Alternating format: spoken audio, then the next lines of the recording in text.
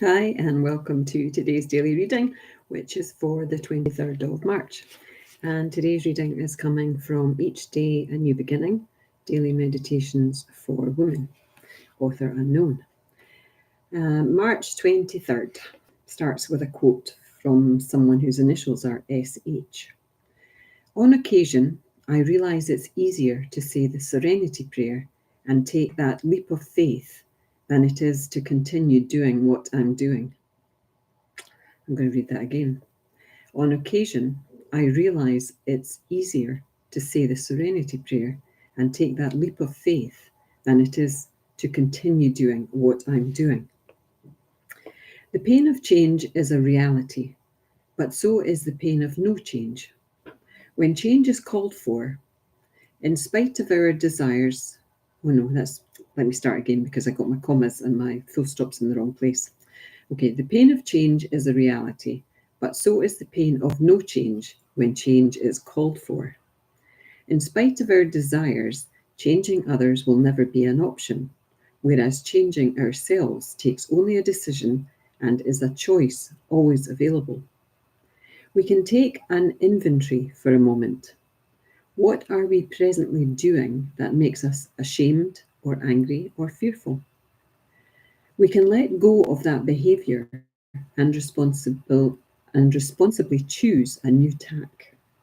If strength is needed or confidence to try a new behaviour, we can simply ask that it be ours.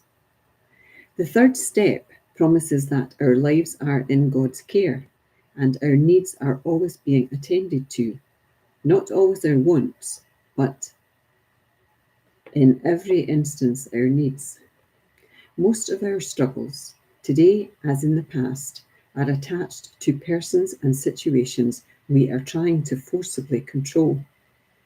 How righteous our attitudes generally are, and so imposing is our behaviour that we are met with resistance, painful resistance. Our recourse is now and always to accept those things we cannot change and willingly change that which we can. Our personal struggles will end when we are fully committed to the Serenity Prayer. The wisdom to know the difference is mine today. Now, I don't know the Serenity Prayer off by heart. I maybe should have it, pinned up on the wall somewhere because it is a very nice prayer to have handy, and it is all about accepting the things we cannot change and changing that which we can, and the wisdom to know the difference between the two. That is the crux of the prayer, but that's my kind of paraphrasing of it. And I told you before, if you've listened to any of the other readings, I don't follow a 12-step program, but I have great respect for people who do, and also see the benefits of following a 12-step program.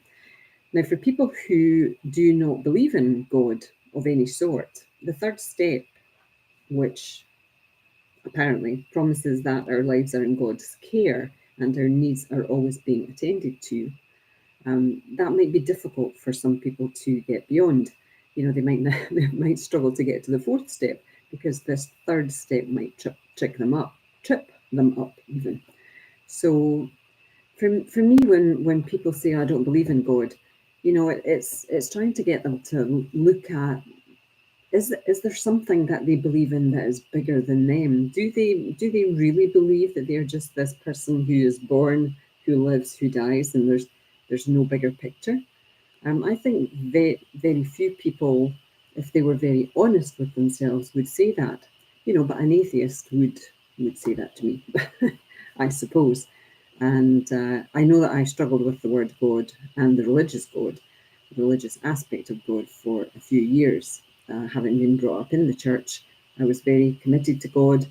And then I went through the crisis where I didn't believe in him at all, and then have worked my way back to believing in my God. And it doesn't have to be a religious God, although I choose to believe in a Christian God because that's the way I was raised, and I've decided that I quite like lots of the principles in my Church of Scotland upbringing. So I've kind of leaning towards that again. But anyway, we're talking about choice. The choice is yours. We can't make someone else change. We can't make a situation change just to suit us. We can try and manipulate all we want, but it's hard work and it's usually unsuccessful. So we need to look at changing ourselves, which is something we can change rather than trying to change someone else or a situation which maybe we can't. And we need the wisdom to know the difference between the two. I'm over my 5 again, so I'm saying goodbye, namaste, and I will see you tomorrow. Bye now.